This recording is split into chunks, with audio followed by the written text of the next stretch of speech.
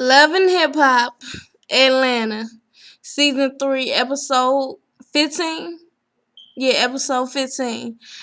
The link to the full video will be down below in the description box.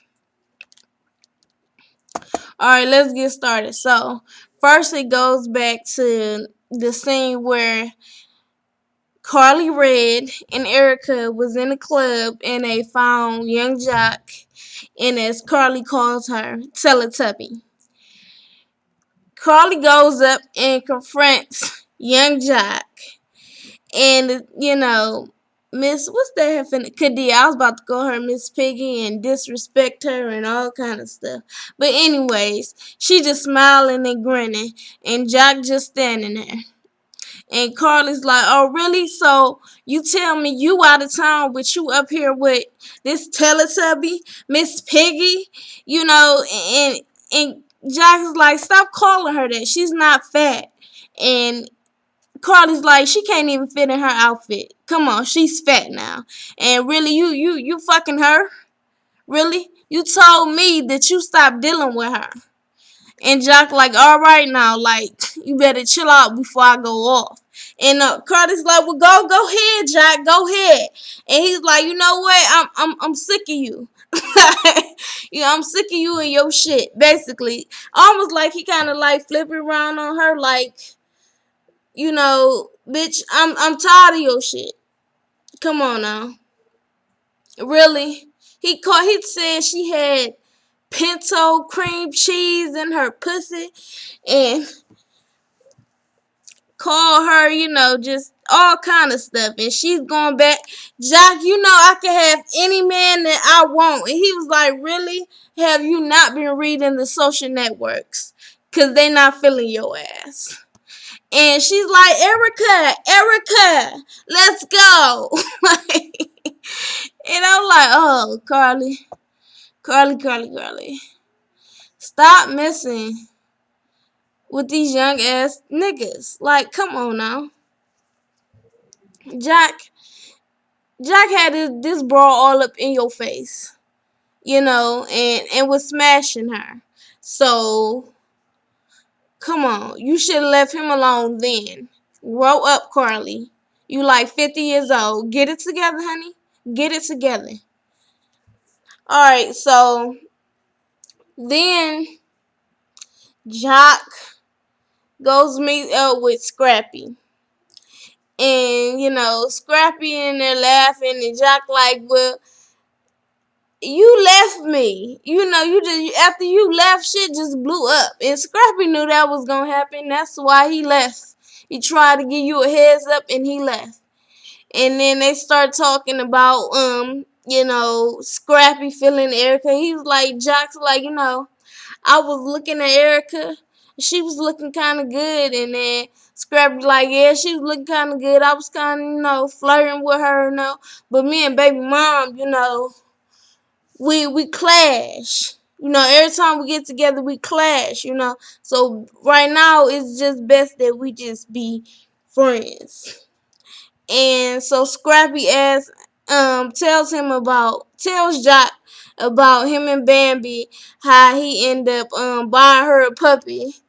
And Jock's like, so did it work? And he like, well, it worked a little bit, so I had to go to the next step. And he like, oh, what's that? He's like, I had to get a ring.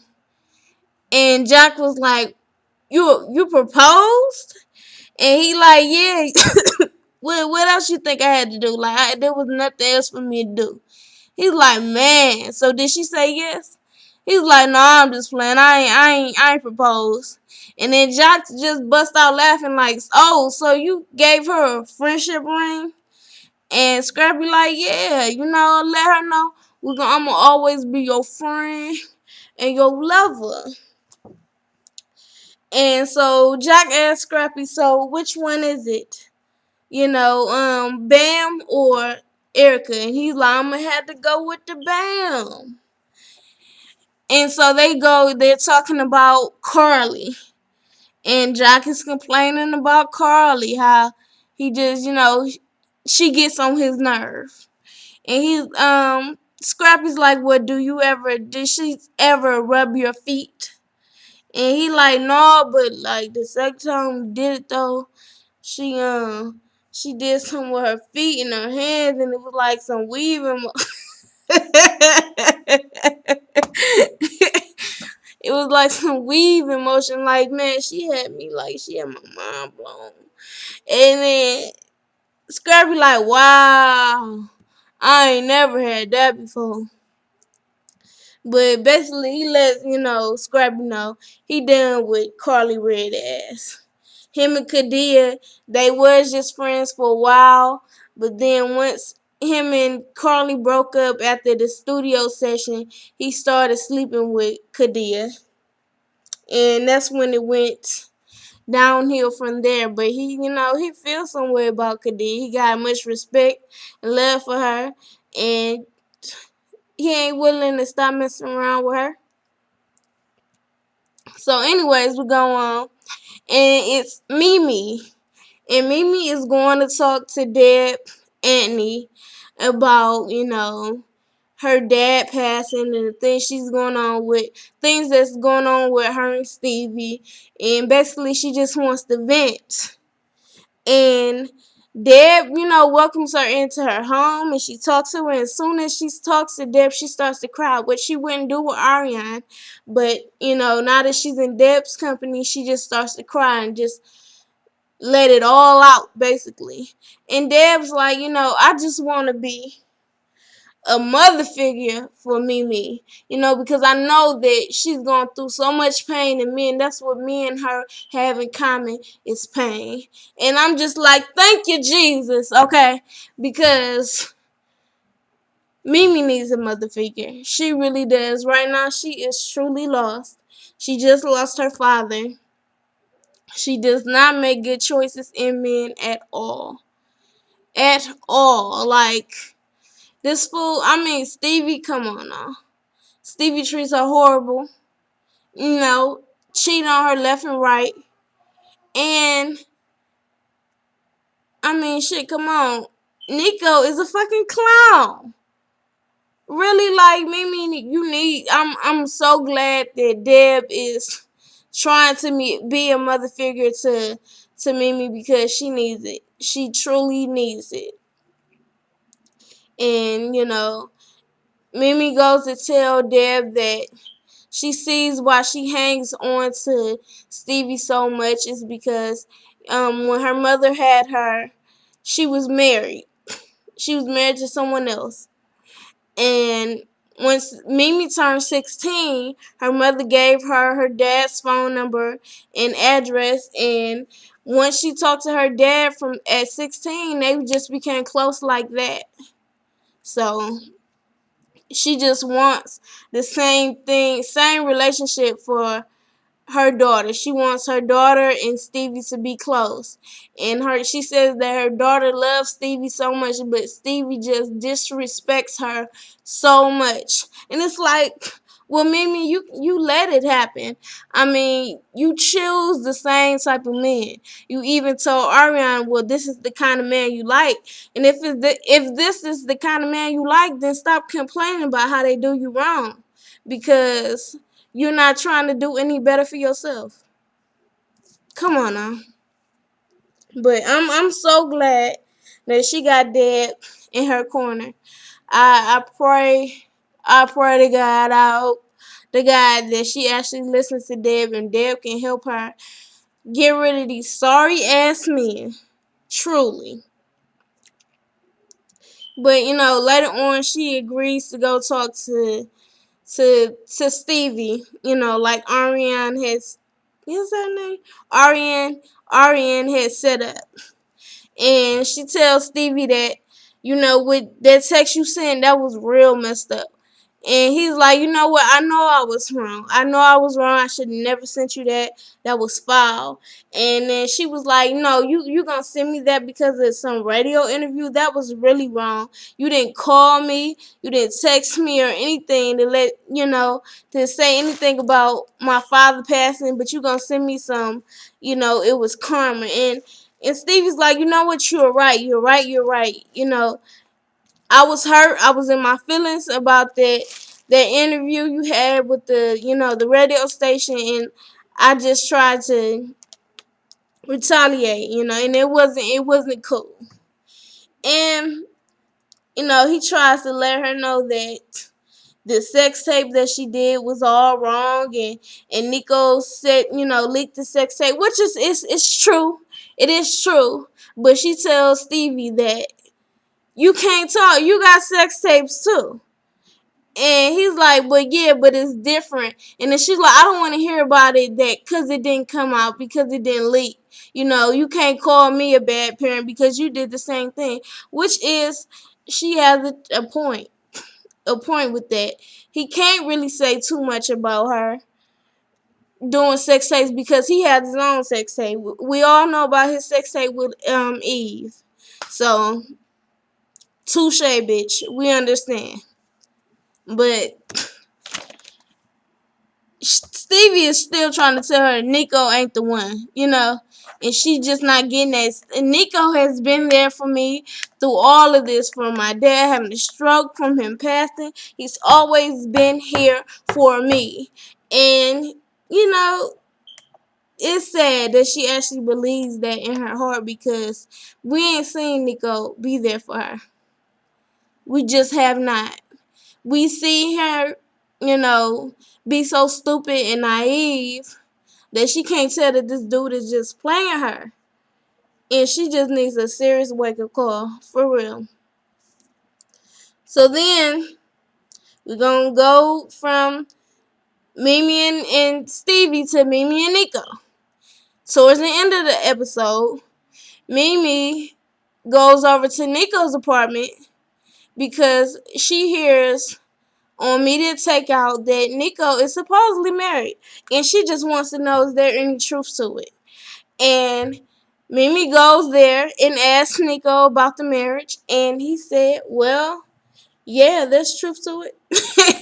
And that's where it ends right there. And it's like, okay, that's your green light right there, baby girl, to just leave. Leave. Everybody is right. He leaked this shit. Now, I hope you see it now. He leaked it. And it seemed like on next episode, Johnny is going to, who, Nico's supposedly roommate or friend or whatever, he gonna tell him that Nico leaked it. He told him that he was gonna get her on camera and stuff like that. That was his plan. So, next episode gonna be real good. I heard it was supposed to be the season's finale, but I haven't actually seen them say that it's the season finale, so we'll see. But next episode supposed to be real good. Snoop Dogg supposed to be in it. Let me see what else happened on this episode. Sorry, y'all, I did not write any notes. Erica and Scrappy. So Erica and Scrappy, they spending family time, okay? And they're out at this amusement park or whatever with their daughter Imani, and they playing games, and they sitting there talking about Jock and Carly. And Erica's like, well, I'm glad. I hope, Carly realizes that she should be done with Jock ass. And Scrappy like, well, yeah, Jock told me he really like her, but, it just ain't working out. And Scrappy and Erica is at, like, this weird place. Not weird, but they getting along. But it's like they still have that attraction for each other, where they like, man, you look good. And they kind of, in the back of their mind, they thinking about getting together, but they know it ain't best for them. And I just hope they keep it moving. And so Scrappy tells Erica that it's good that, we there as parents for Imani, because our parents wasn't together. And at least the only thing we can do right now is to get along. But not just being parents, we need to have our families together. So I want you to try to smooth things out with Mama D, and I'm gonna talk to her. And Erica tells Scrappy that she's having a fashion show or whatever for her new line, Class 6. And she just wants no drama. She wants everything to be smooth. So later on, Scrappy goes to talk to Mama D. Mama D tells her that tells him that she's working on new music, and it's called I Need Love, or I Just Want to Be Loved, or something like that. And he like, well, I'm cool with it. Shit, keep her out of my business. And then he also tells her that he wants her and Erica to get along for Imani. Mama D is all cool with it. She's all good with it. I'm glad she is. So later on at Erica's fashion show, everybody is there. Erica's mama and Mama D is somewhere in the corner looking and trying to support her. So after it's all done with, Mama D comes up and she gives Erica flowers and she congratulates her, and so Erica's mom, Mignon, is that her name? Mignon. She tells her, I'm glad that you got this, but are you really like being sincere? And Mama D's like, yes, I am. It's, this is truly moral support. I'm proud of her, basically. And so Mignon and Mama D hug it out, and Erica and Mama D, they hug it out, and they go and talk about it, and Mama D tells Erica that she does not want Imani to hate her for how she treated her mom, and that she's just gonna try to be a great grandmother, and she's gonna try to just to be better with Erica, and that they're gonna have a more positive relationship. And I think that was great. It seems like Mama D is truly growing up on this show. Congratulations to her. Alright, so we're going to go on to Benzino and Titi. So Benzino and Titi, they at the showcase that Benzino has set up for Althea for her new music because he wants to give his new wife, they're getting married in 2 weeks, and he wants to give her the world. So he wants to set her up with her career, and he wants to have a great marriage. So she performs her song, and he's over there talking to Kirk, and he shows Kirk that he got a full body tattoo of her on his rib. And Kirk like, wow. And he tells Kirk that he's going to get married in 2 weeks. But he ain't got shit set up. They don't know where they going to get married. They don't know where they going to wear. They don't know who coming. And they don't know shit, basically. So then, they got some drinks in their system. And Benzino basically tell Kirk that he want a prenup. And Kirk is like, oh, okay, well, I'm glad to see that you got your mind together. You might be, rushing everything, but I'm glad to know that, you ain't being too stupid with this, and that you will, get a prenup. So we're going to toast to that because you need to get a prenup and talk to her about that tonight, right away.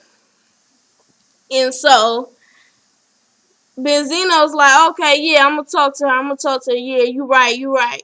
So Althea comes up, and Althea's like, hey, baby, I see you drunk. And then Benzino's like, baby, I love you, and I do anything for you, and I want to marry you. And she's like, yeah, baby. And he's like, I love you, but prenup. And she's like, huh, what? And he's like, I love you, I want to marry you.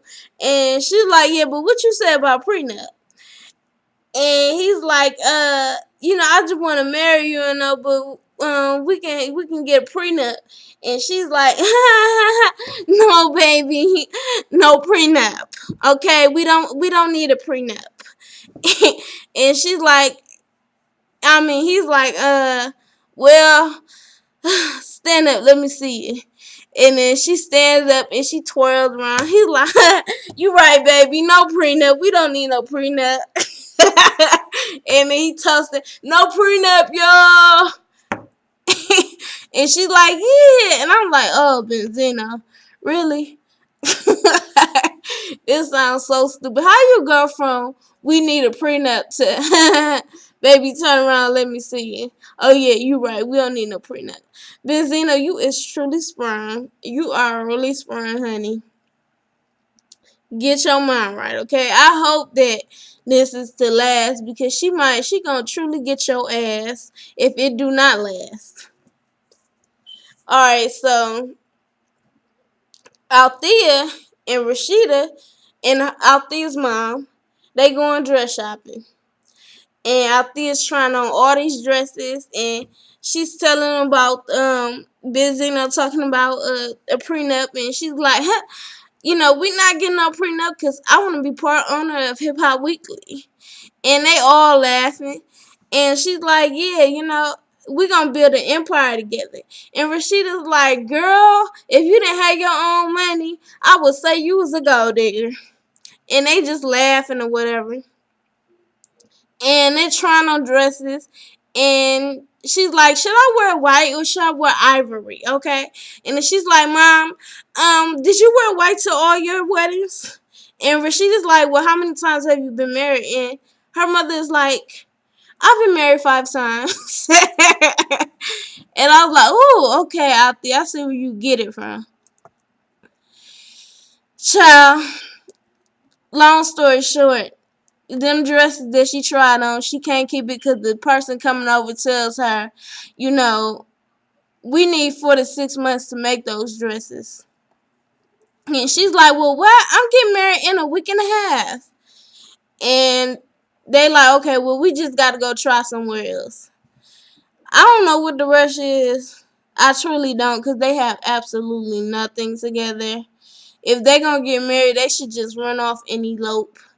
Not like Tammy and Waka did. Maybe they should, like, really, really small or, destination real quick, something. Because they ain't got shit together at all. So, who's up? Kalina.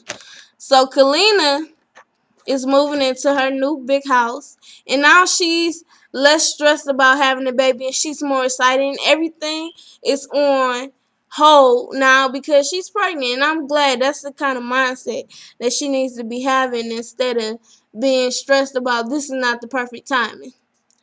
So Carly and Rashida is there, and Carly buys her a sex swing, and then Carly finds out that Kalina's pregnant. She's like, wait, you pregnant? I didn't know that. And she's like, Rashida, why you didn't tell me?